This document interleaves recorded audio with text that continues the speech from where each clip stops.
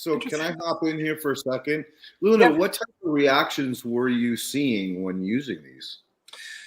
Um, so the most obvious one to notice is like stem elongation, as well as like stem thickness, just growth rate, trigger pressure.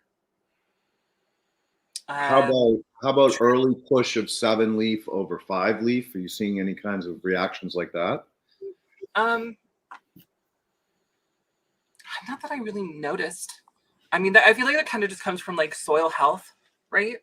Like if I've never really had much issue with like like 5-leafing, or like 3-leafing, unless it's kind of like a photo period kind of situation.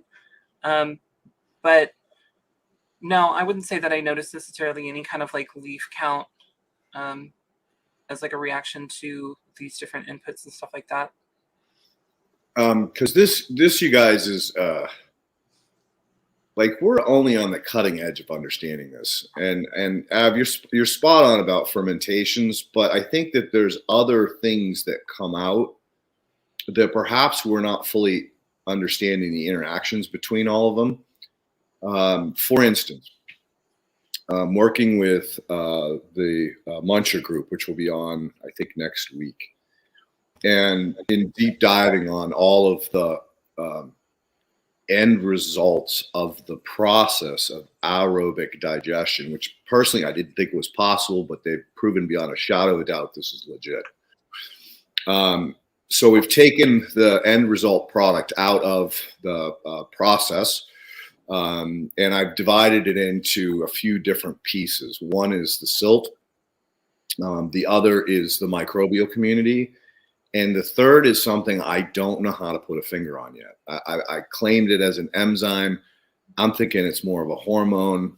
There's a gentleman who will probably be on this podcast in the near future. I think he's going to pop on next week to talk about his anecdotal visual reads on what's going on with, because he did a triple side by side. He did a control, he did a bottled nutrient, and then he did Muncher juice. And the Muncher juice is showing some really interesting results. Like it's pushing 7 leaves all over the place. So the plant has sped up its metabolic process and using this. Now, the keynote to this is to understand that cannabis went into this aerobic digestion. We used cannabis plants to determine if we could knock THC off of it through this aerobic digestion process. And as a result, we got cannabis extract out of this process. So that's why I wanted to use it on cannabis. So I sent it out to 3 different people, 2 in LA, and then Billy in Illinois, I think is where he is. But we'll verify this tomorrow.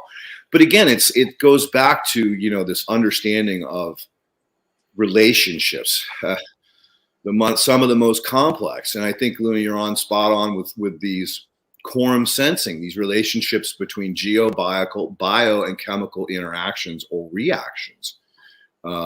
It's clear beyond a shadow of a doubt that these organic acids play a real critical piece of those intricate processes that we just don't have enough information on yet. And unfortunately, science really isn't going there because there's no money to be made in it, right? Who's gonna get rich, or who's gonna invest in some of that research? It's gonna have to come out of academia and only by grad students who are curious. So I think it's going to be a while before we really start to unlock some of those. But I think that for all reasons, yes, K&F and natural farming methodologies are showing some of these kind of hormonal reactions or organic acid reactions, plant signaling. But yeah, it's very interesting stuff. Someone want to buy me a chromatograph? I would love to do that kind of stuff because I'm really just curious, because I feel like once we have that piece of information, we can create specific consortiums of organic acids specifically for vegetative growth, specifically for early flower, mid flower, late flower ripening, growing root stimulation, things like that.